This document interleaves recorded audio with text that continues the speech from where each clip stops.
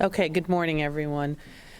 Standing with me today is Richard Gutierrez and Sean McGuire from the Postal Service Inspectors, our Financial Crimes Bureau Chief Diane Perez, and Senior Assistant District Attorney Heidi Bausk. And also with us and working on this case is Detective Investigator Jason Jerome. So we're here today to announce the arrest of 5 people involved in a complex identity theft scheme and fraudulent loan scheme. This investigation is ongoing, and we need people's assistance to make sure that they weren't victimized in this scheme. We're here to alert people both locally and from around the country.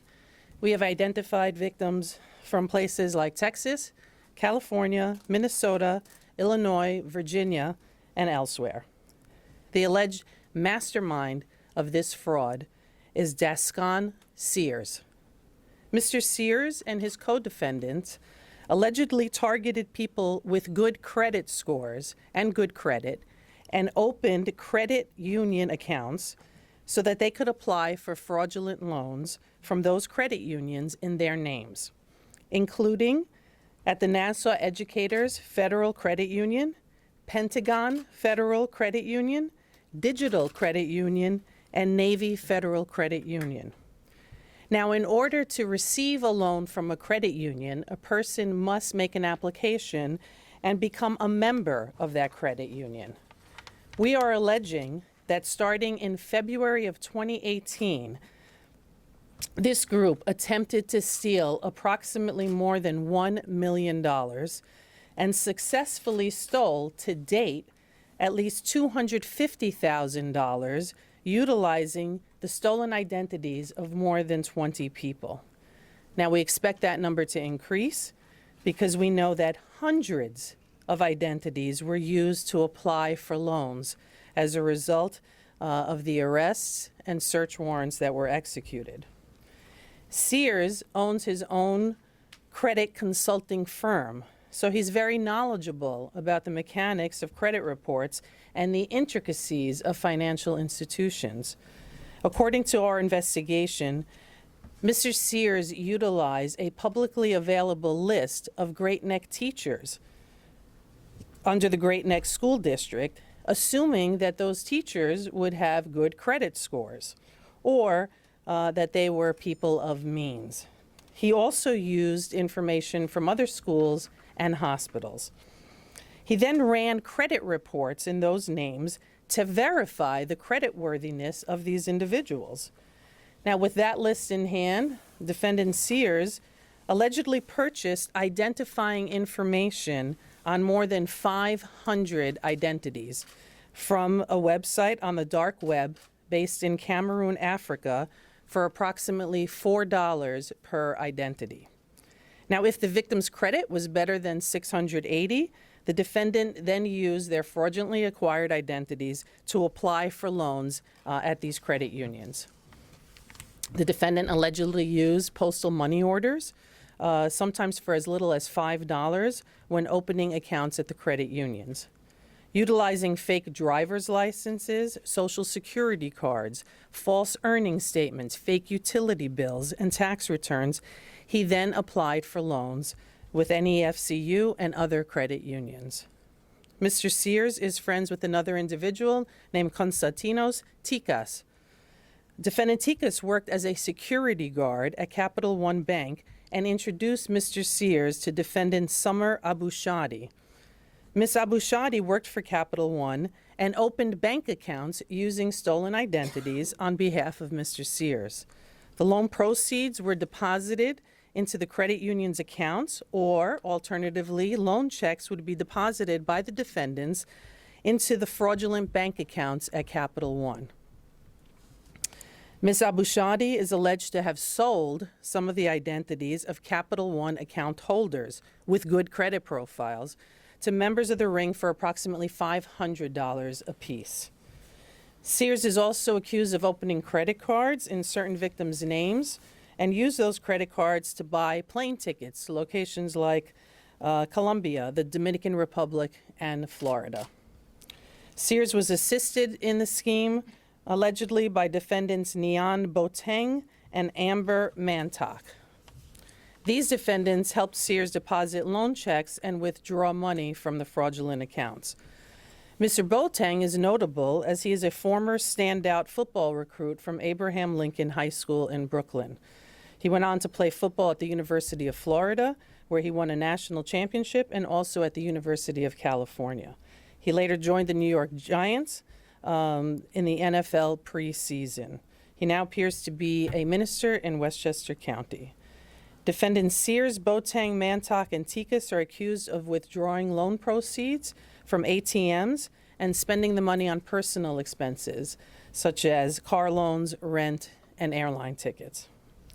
The scheme came to light when the credit unions became aware that they were not getting paid back for these loans. Many of the actual people who were victimized were not even aware that their identities were stolen and that loans were gotten in their names. The credit unions then reported their suspicions and losses to our office and to the United States Postal Service inspectors. Mr. Sears was arrested on Tuesday and faces up to 5 to 15 years in prison if convicted of the top count. It's important in these investigations to have good working partners, and I'm so pleased that we have the Postal Service working with us on this, a team of committed agents and investigators who worked hand in hand with our prosecutors to make sure that this scheme was uncovered and that these people would be held to account. It's truly an extraordinary partnership. I also must thank the credit unions, especially NEFCU and Capital One, for their assistance in this investigation. The message is it's important for consumers to protect themselves against these kinds of frauds and financial crimes. Under federal law, free credit reports are available in New York State and nationally. The Fair Credit Reporting Act requires that each of the nationwide credit reporting companies provide you with a free credit report at your request once every year. Obtaining a credit card in one's own name is called a soft inquiry and therefore will not impact a person's credit score. Our financial crimes professionals advise people to order one free report from one of the credit reporting companies every 4 months. This way you can see the status of your credit and find out if people are applying for loans in your name or opening up other credit cards or whatever other financial crime that may be happening to you.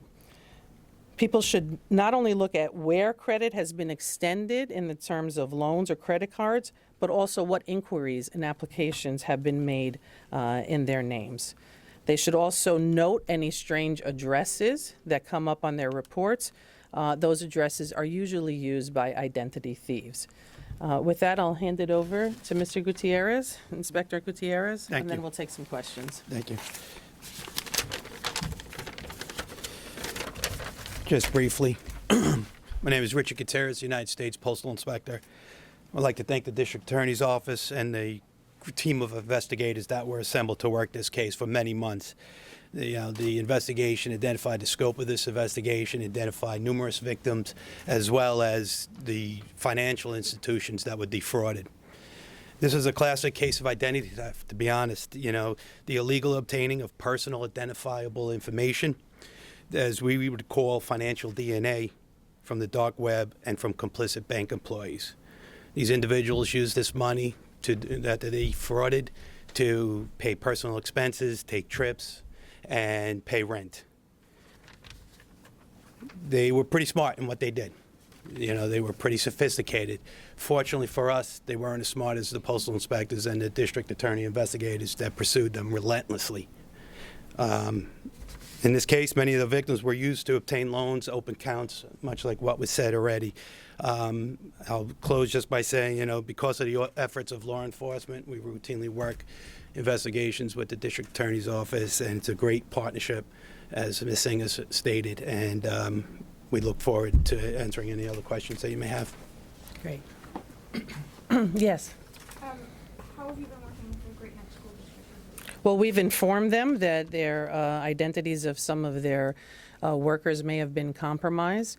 And I'm sure that all of those people are now obtaining their credit reports to see what's happening. And again, this investigation is very much ongoing because we have a lot of information that there were a lot of identities stolen. So we'll continue and work with, obviously, victims of this crime.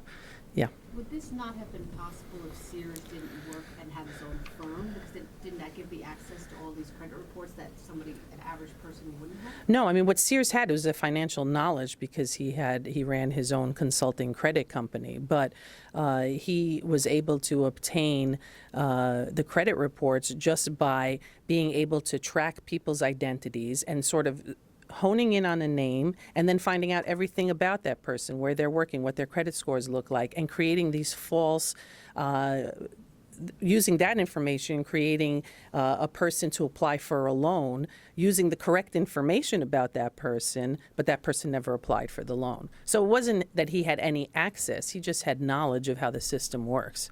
So anyone. But the knowledge, the access came from the people who worked at the banks and sold identities in other cases. But anyone he could get someone's free credit report even though he's not that person. Because he had enough information about that person so that the credit report people thought they were actually sending it to that person when in fact they were sending it to Sears. For the victims, and if their credit's been damaged because they haven't paid back the loan allegedly in their name, is there a way to fix that, or is that just a mark on them forever? Yeah, we work with people to fix it, and we tell people all the time to contact first, if they get the report and they see something that they've never applied for, to contact the financial institutions and let them know to flag that.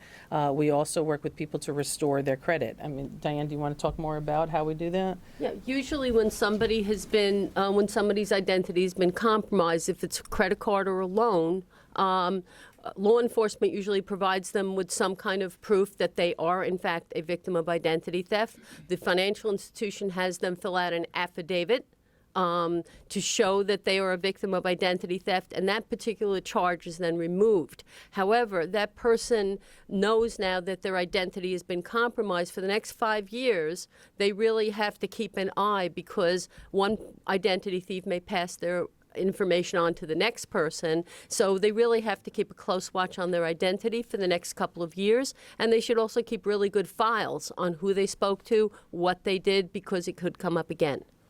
Any idea why Sears would target Great Neck teachers? What was going on? Again, I mean, he was looking for people, presumably, that's what we're alleging, that would have good credit scores. So I think he figured teachers in the Great Neck School District were people who would be responsible and have excellent credit scores. And he was right on a lot of occasions. Is there a reason why he used credit unions versus a traditional bank? Is it easier to get loans? You know, I'm not really sure about that. I'm not sure why he did, but this was his scheme. How many victims have you identified, and how many do you think there are? We have 20? Oh, we have 500 stolen identities. Yeah, we have 500 stolen identities. So, what's that, So Sean? at least, 500 or more. Yeah, 500 or more stolen identities. This was a pretty far-reaching and complex scheme. And about how many of them are from Long Island? Do we know that? There would be no way to tell Probably that. so Yeah. far about 10% Yeah. are from Long Island. So 10% so far. But again, as we said, this is very much ongoing. So that's why we're asking for people, if they believe they've been a victim of this scheme or any other financial scheme, to please contact either the postal inspectors or our office. And that 250,000, that didn't come out of the 500, the victims' bank accounts, it came from the credit union. Yes. Anything else? And do you know how he accessed the names of Great Neck teachers? It was apparently, it was on a website that was open to the public. Just Right. school website. That's it. Yeah. Do You any of did- these guys have priors in particular with? You know what, I'm not going to talk about anyone's priors, if they have them. One more? Thanks, folks. Thank you. Thank you.